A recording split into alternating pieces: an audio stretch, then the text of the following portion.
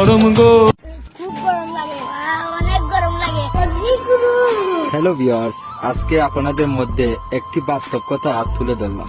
অবাক করার বিষয়টি হচ্ছে যে বাংলাদেশে 33 থেকে 35 ডিগ্রি তাপমাত্রা হওয়ার কারণে স্কুল কলেজ প্রতিষ্ঠানগুলা বন্ধ করার ঘোষণা করা হয়, কিন্তু আজ গত 3 দিন ধরে 40 থেকে 42 ডিগ্রি তাপমাত্রা হওয়ার পরেও আমাদের স্কুল কলেজ প্রতিষ্ঠানগুলো বন্ধ করা হয়নি। আসলে এর মানে বোঝা গেল যে আমরা গরমের কারণে স্কুল প্রতিষ্ঠানগুলো বন্ধ রাখি না, আমরা বন্ধ রাখি অন্য দেশের রুল ফলো কইরা স্কুল কলেজ প্রতিষ্ঠানগুলো বন্ধ রাখি।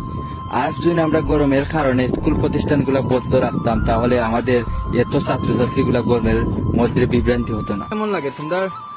খুব গরম লাগে, খুব গরম লাগেনি? অনেক গরম লাগে। সূর্য গো তোর রূপের এত তেজ, ঘাইমা ঘাইমা শরীর আমার পুরাই